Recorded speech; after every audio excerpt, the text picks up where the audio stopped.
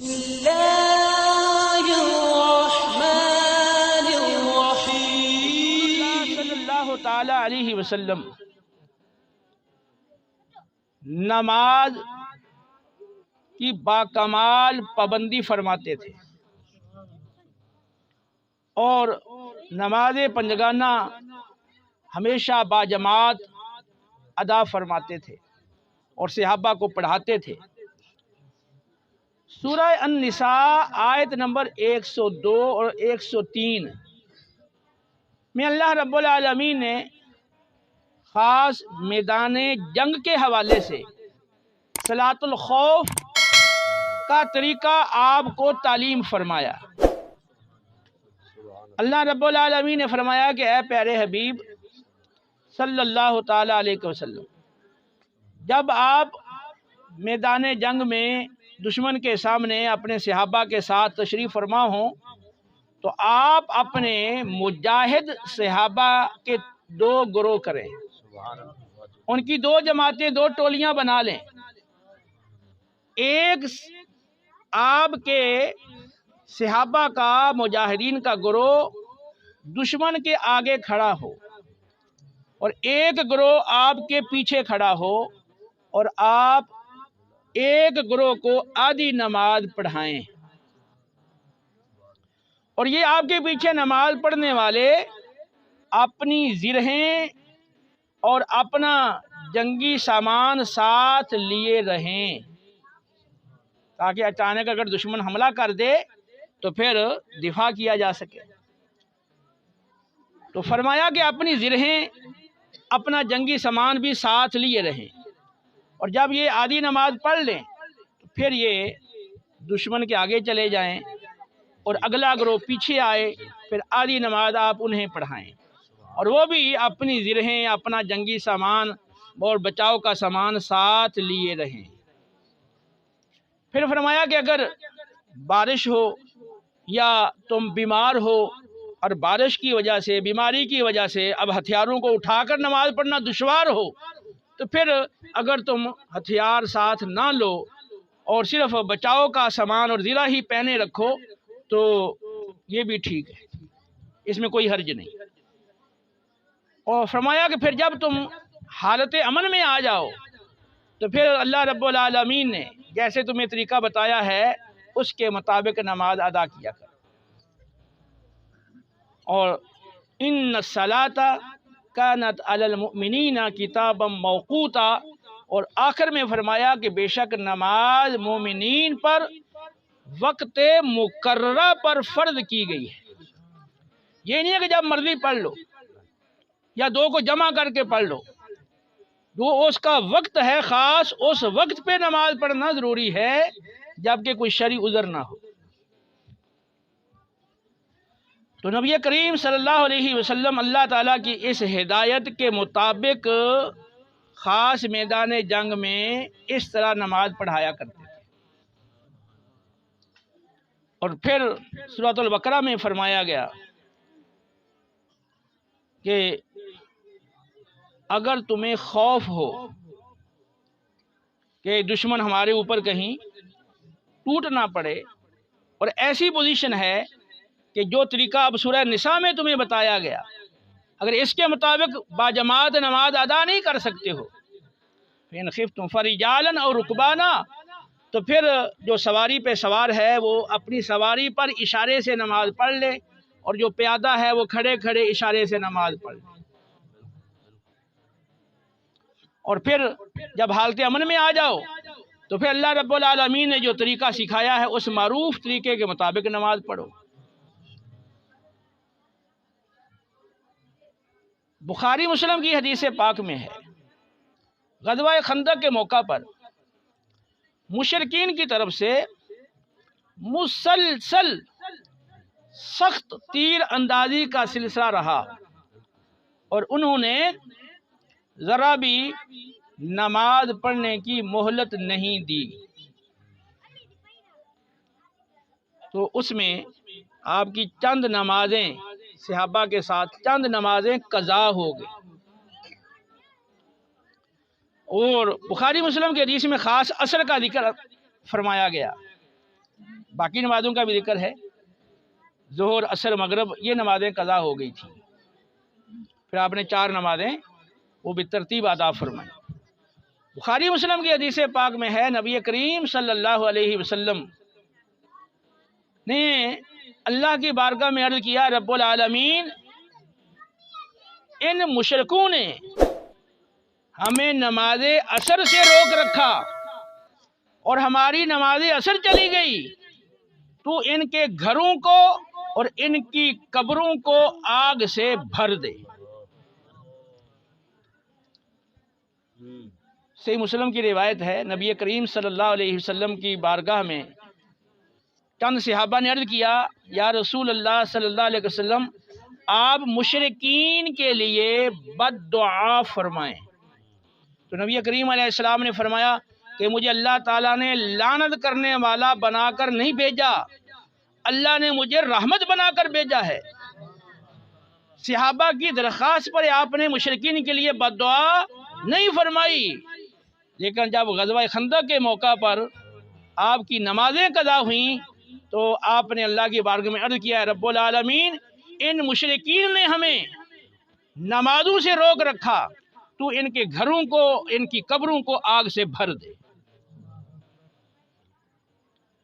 اس سے آپ اندازہ کر سکتے ہیں کہ رسول اللہ صلی اللہ تعالی علیہ وسلم کے نزدیک نماز کی اہمیت کس قدر زیادہ تھی۔ بخاری مسلم کی حدیث پاک ہے، رسول اللہ صلی اللہ علیہ وسلم جب رات میں بیدار ہو کر نماز تہجد ادا کرتے تو طویل لمبا قیام فرماتے تھے، اور انتہائی لمبا رکوع، لمبا قومہ، لمبا سجدہ اور پھر لمبا جلسہ، سارے ارکان نماز کے ٹھہر ٹھہر کے بڑی طوالت کے ساتھ، بڑی حسن و خوبی کے ساتھ ادا کرتے، اور اتنا لمبا قیام کرتے کہ پاؤں مبارک متورم ہو جاتے، پاؤں مبارک سوج جاتے، پاؤں مبارک سے بعض اوقات پھٹنے کی وجہ سے خون بہنے لگتا۔ جب عرض کیا جاتا، یا رسول اللہ صلی اللہ علیہ وسلم آپ اتنا لمبا قیام کیوں کرتے ہیں؟ اللہ نے تو آپ کے صدقے میں آپ کے اگلوں اور پچھلوں کو معاف کر دیا ہے، تو آپ کو تو اس کی فکر ہی نہیں ہے۔ سورۃ الفتح کی پہلی آیات میں اللہ نے آپ کو خوشخبری دے دی ہے، تو آپ اتنا لمبا قیام کیوں کرتے ہیں کہ پاؤں مبارک متورم ہو جاتے ہیں، پھٹ جاتے ہیں، خون بہنے لگتا ہے؟ فرمایا میں اللہ کا شکر گزار بندہ نہ بنوں؟ اللہ رب العالمین نے جو مجھے بے شمار انعامات سے نوازا ہے اور مجھے نبوت سے سرفراز فرمایا ہے، قرآن کا مجھ پہ نزول فرمایا ہے، بے شمار نعمتیں عطا کی ہے، تو کیا میں اللہ کا شکر گزار بندہ نہ بنوں؟ اور آپ کا قیام کتنا لمبا ہوتا تھا، ترمذی کی حدیث ہے، عبداللہ بن مسعود رضی اللہ تعالیٰ عنہ کہتے ہیں کہ ایک بار مجھے نبی کریم صلی اللہ علیہ وسلم کے ساتھ تہجد کی نماز پڑھنے کا موقع ملا۔ پہلی رکعت میں آپ نے سورۃ البقرہ کی تلاوت شروع فرمائی۔ میں سوچتا رہا اپنے دل میں کہ شاید ابھی آپ رکوع فرمائیں گے، لیکن آپ تلاوت فرماتے رہے۔ میں نے بارہا یہ گمان کیا کہ ابھی آپ رکوع فرمائیں گے، لیکن آپ صلی اللہ علیہ وسلم نے پہلی رکعت میں پوری سورۃ البقرہ تلاوت فرمائی۔ تو آپ جانتے ہیں کہ آپ تلاوت کیسے کرتے تھے، وَرَتِّلِ الْقُرْآنَ تَرْتِیلًا، کہ اے پیارے حبیب آپ قرآن کو خوب ٹھہر ٹھہر کر پڑھیں۔ تو اب ترتیل کے ساتھ آپ سے زیادہ کون پڑھنے والا ہو سکتا ہے؟ ہم تو تکلفات میں پڑ جاتے ہیں، تصنع بناوٹ میں پڑ جاتے ہیں۔ وَمَا أَنَا مِنَ الْمُتَكَلِّفِينَ، حبیب ان کو بتا دو کہ میں تکلف کرنے والوں میں سے نہیں ہوں۔ پوری سورہ بقرہ پہلی رکعت میں تلاوت فرمائی۔ جب دوسری رکعت شروع ہوئی تو آپ نے آل عمران کی تلاوت شروع فرمائی۔ عبداللہ بن مسعود کہتے ہیں رضی اللہ عنہ کہ میں نے گمان کیا کہ ابھی آپ رکوع فرمائیں گے، میں یہی گمان کرتا رہا کہ ابھی رکوع کریں گے، لیکن آپ نے پوری سورہ آل عمران دوسری رکعت میں پڑھی۔ پھر تیسری رکعت جب شروع ہوئی تو آپ نے پوری سورہ نساء پڑھی، اور چوتھی رکعت میں المائدہ یا الانعام کی پوری آپ نے تلاوت فرمائی۔ آپ اسے اندازہ کریں کہ آپ کا قیام کتنا لمبا ہوتا تھا، اور پھر انداز کیا تھا نماز پڑھنے کا۔ یہ مسند احمد، ابو داؤد اور ترمذی کی روایت، دو روایتیں ہیں۔ ایک روایت میں ہے کہ آپ صلی اللہ علیہ وسلم جب رات کی نماز میں یعنی نماز تہجد میں قرآن پاک کی تلاوت فرماتے، اس قدر زار و قطار روتے کہ رونے کی وجہ سے آپ کے سینہ مبارکہ سے ہنڈیا کے ابلنے جیسی آواز سنائی دیتی تھی۔ اور دوسری روایت میں ہے کہ کثرت رونے کی وجہ سے آپ کے سینہ مبارکہ سے چکی کے آٹا پیسنے جیسی آواز سنائی دیتی تھی۔ تو نماز پڑھتے اور طویل اور لمبی نماز پڑھتے تھے، اور اس میں اپنے رب کی بارگاہ میں کثرت کے ساتھ گریہ زاری کرتے تھے۔ وَإِذَا سَمِعُوا مَا أُنزِلَ إِلَى الرَّسُولِ تَرَىٰ أَعْيُنَهُمْ تَفِيضُ مِنَ الدَّمْعِ مِمَّا عَرَفُوا مِنَ الْحَقِّ، کہ جب وہ رسول پر اتارا گیا کلام سنتے ہیں تم دیکھو گے ان کی آنکھیں آنسو بہاتی ہیں، کیونکہ وہ حق کو پہچان چکے۔ قد افلح المؤمنون الذین هم فی صلاتهم خاشعون، وہ مومنین کامیاب ہو گئے جو اپنی نمازوں میں خشوع و خضوع کرتے ہیں۔ نبی کریم صلی اللہ تعالی علیہ وسلم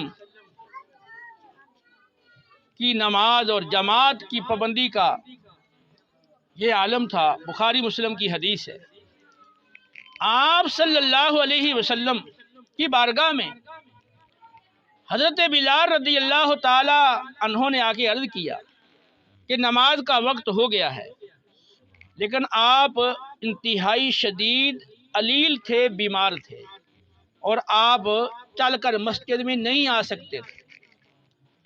آپ نے فرمایا ابو بکر کو کہہ دو کہ وہ نماز پڑھائے۔ چنانچہ ادھر نماز شروع ہو گئی۔ نبی کریم علیہ السلام نے تھوڑا سا محسوس کیا اور تخفیف، اور آپ نے تھوڑا سا بیماری کو ہلکا محسوس کیا، کوئی تھوڑی سی آپ نے بہتری محسوس کی۔ دو صحابہ حضرت علی اور حضرت عباس رضی اللہ تعالی عنہما، ان دونوں کا آپ نے سہارا لیا، ایک ہاتھ ایک کے کندھے پر، دوسرا ہاتھ دوسرے کے کندھے پہ رکھا، اور ان کے سہارے آپ مسجد میں تشریف لے گئے۔ پاؤں مبارک زمین پہ رگڑ کھا رہا تھا اور زمین پر لکیر بن رہی تھی۔ اس حالت میں آپ ابو بکر صدیق رضی اللہ تعالیٰ عنہ کے بائیں جانب جا کر بیٹھ گئے۔ جب وہ پیچھے ہٹنے لگے تو اشارہ کیا کہ تم جاری رکھو۔